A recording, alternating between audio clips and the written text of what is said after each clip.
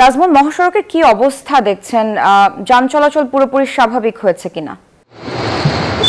মেহজাবিন, আমি রয়েছি সাভারের ঢাকা-আরিচা মহাসড়কের ইয়ামিন চত্বরে এবং আমরা কিন্তু দেখছি যে গার্মেন্টস এর যে সহিংসতা এবং গার্মেন্টস শ্রমিকরা যে নৈরাজ্য সৃষ্টি করেছিল, সেই নৈরাজ্যের কারণে কিন্তু যে নবীনগর চট্টগ্রাম মহাসড়ক এবং টুঙ্গি আশুলিয়া মহাসড়ক, ঢাকা-আরিচা মহাসড়ক, এই তিনটি সড়ক গুরুত্বপূর্ণ সড়কে কিন্তু 52 ঘন্টা যানজটে আটকে ছিল এবং মানুষের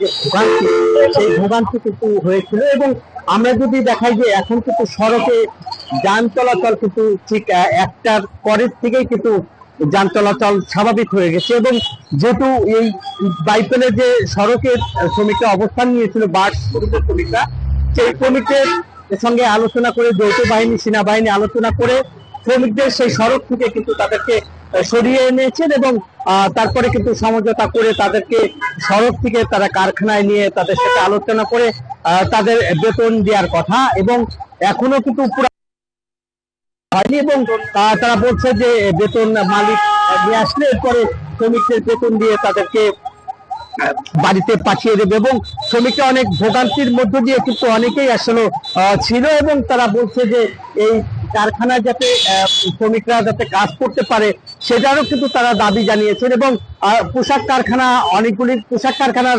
শ্রমিকরাও কিন্তু এরপরেই, দুপুরের পরেই কিন্তু ঢাকা ইপিজেডের শ্রমিকরাও কিন্তু তারা অনেকেই কিন্তু কাজে যোগদান করতে পারেন। এই পরে কিন্তু তারা এই শ্রমিকরাই কিন্তু তাদের কাজে আটকে দিয়েছিল, যার কারণে শ্রমিকরা আসলে সঠিক সময় তারা কাজে যেতে পারে নাই।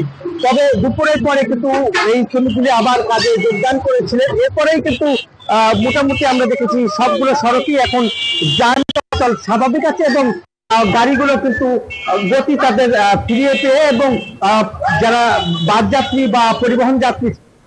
নাজমুল, আপনাকে ধন্যবাদ।